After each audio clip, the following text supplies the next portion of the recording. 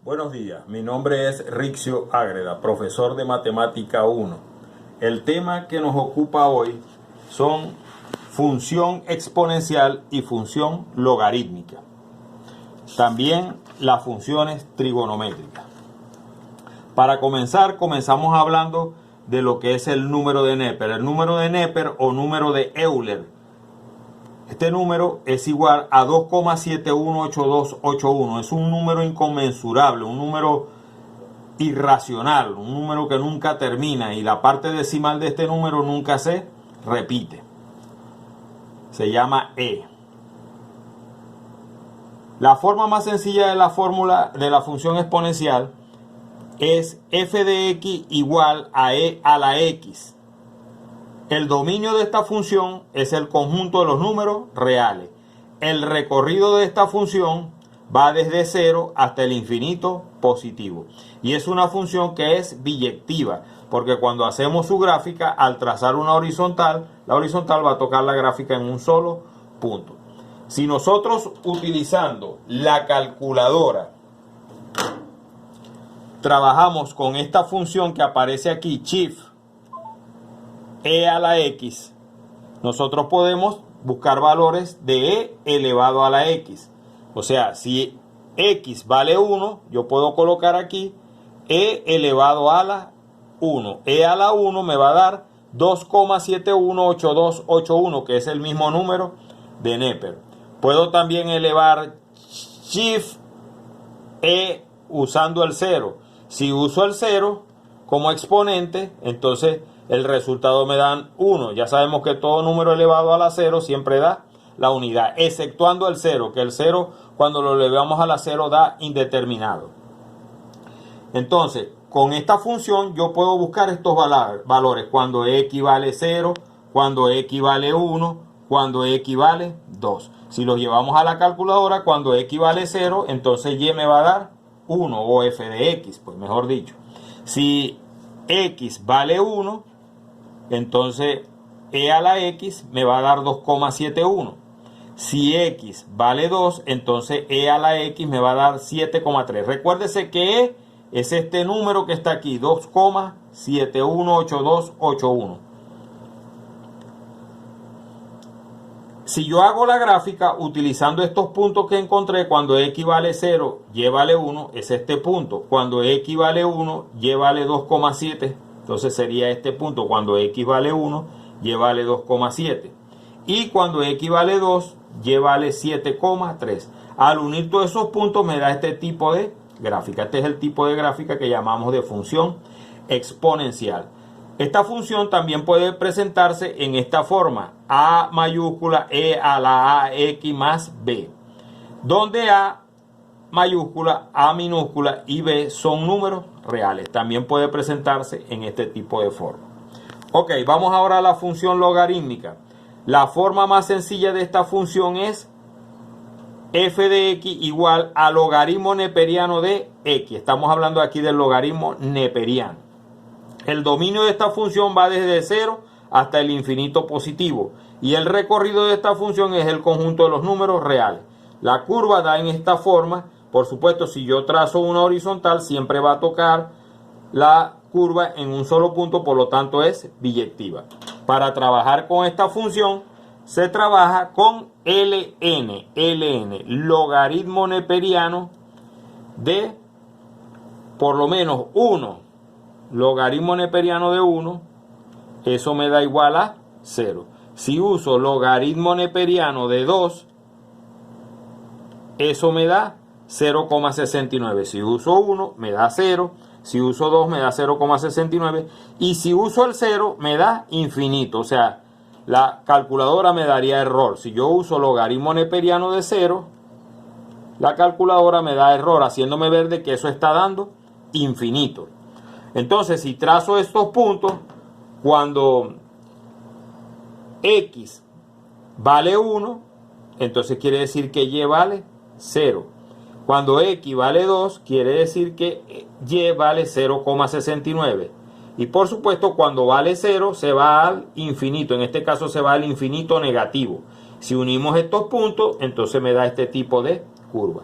Este tipo de función también puede presentarse en esta forma: f de x igual a logaritmo neperiano de ax más b. Esta es mayúscula, esta es minúscula. A mayúscula puede ser cualquier número real, pero ax más b siempre tiene que ser un número positivo. Es decir, el término que está aquí dentro del paréntesis tiene que ser un número positivo, porque los números negativos no tienen logaritmo. Solamente tienen logaritmo los números positivos. Continuamos ahora con las funciones trigonométricas. Las funciones trigonométricas nosotros las podemos visualizar en un triángulo rectángulo. O sea, las funciones trigonométricas de un ángulo agudo. Un ángulo agudo es aquel que es menor de 90 grados.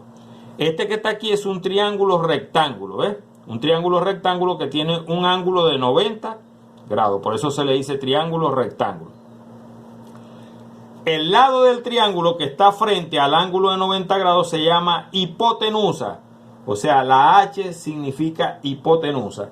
Para este ángulo, que es un ángulo agudo, un ángulo menor de 90 grados, los otros dos lados se llaman catetos. Y para este ángulo, este será, desde aquí hasta aquí, será el cateto opuesto. Y este que está aquí, el que está al ladito de él, será el que llamamos cateto adyacente. Es decir, H es hipotenusa, CO es cateto opuesto y CA es cateto adyacente.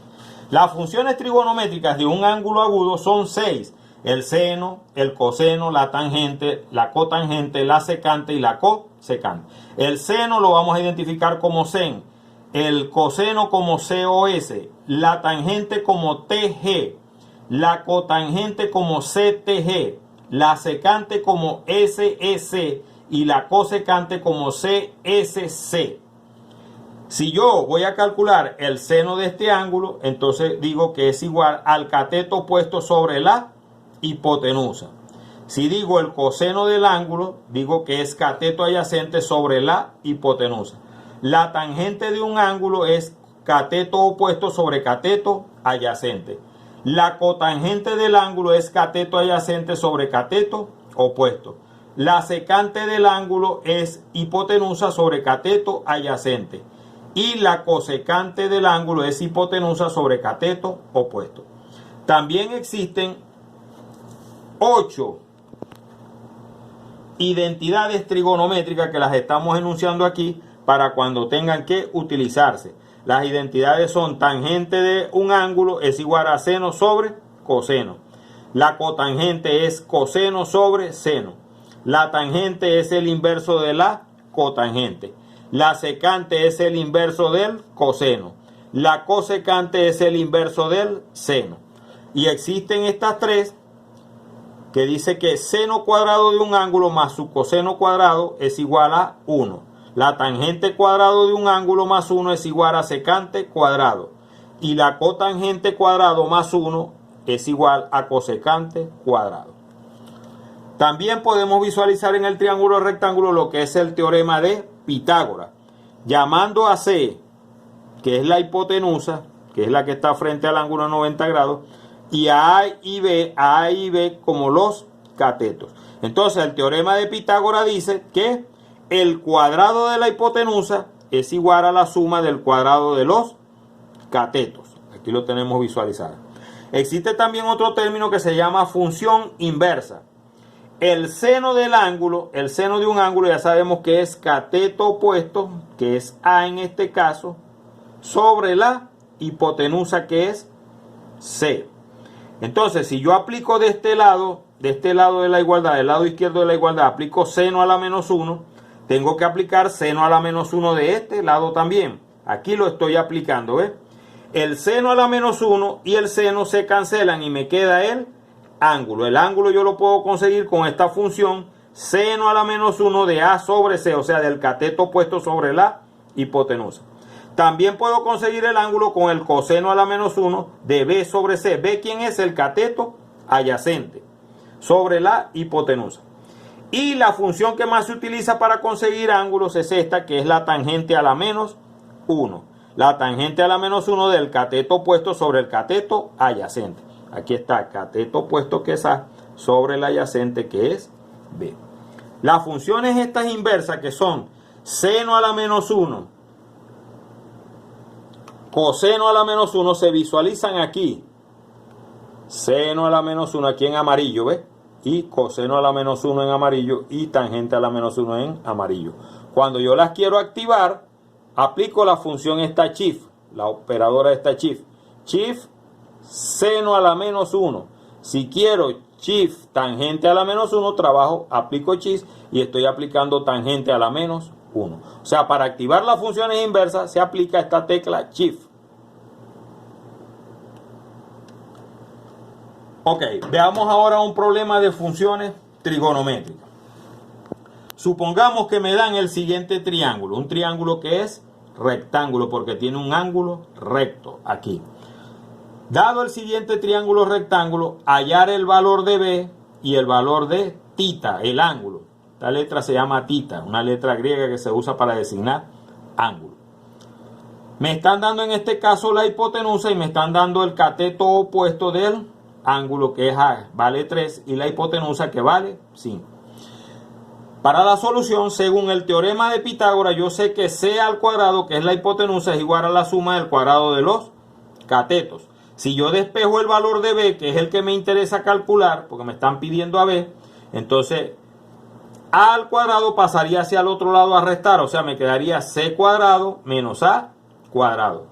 Si yo aplico raíz cuadrada de este lado y aplico raíz cuadrada de este lado, la raíz se va a cancelar con el cuadrado y me va a quedar el valor de B. Aquí yo no puedo estar cancelando la raíz con estos cuadrados. ¿Por qué? Porque aquí tengo un signo menos que no me deja realizar ese tipo de operación. Solamente se puede cancelar la raíz con el cuadrado de este lado de la igualdad. De este lado no se puede estar cancelando raíz. Entonces quiere decir que B es igual a la raíz cuadrada de C cuadrado menos A al cuadrado. Colocamos los valores. C vale 5, A vale 3. Aquí están, A vale 3 y C vale 5. Los elevamos al cuadrado y le sacamos la raíz, los restamos a los dos. 5 al cuadrado 25 y 3 al cuadrado es nuevo. Lo restamos a los dos, me queda 16. La raíz cuadrada de 16 es 4. O sea que B vale 4. Este valor de aquí, de este cateto, vale 4. Como me están pidiendo el ángulo, entonces trabajo con la función inversa. En este caso voy a utilizar la tangente a la menos 1, que es la función trigonométrica inversa que más se utiliza para estos casos. Entonces ya yo sé que es la tangente a la menos 1 de A sobre B, o sea, del cateto opuesto sobre el cateto adyacente. El cateto opuesto vale 3 y el adyacente lo acabamos de calcular que vale 4. Aplico en la calculadora tangente a la menos 1 de 3 sobre 4 y entonces me da 36,86 grados. El valor del ángulo es 36,86 grados. Cerciórense siempre de que la calculadora esté en D de dedo. Siempre por aquí aparece una D diciéndome que está en grados sexagesimales para trabajar con la calculadora. Para este tipo de cálculo siempre asegúrense de que la calculadora está en D de dedo. Si yo aplico Shift tangente a la menos 1 de 3 entre 4, entonces el resultado me da 36,86, que es el valor que me está resultando aquí en este caso. Gracias, hemos terminado.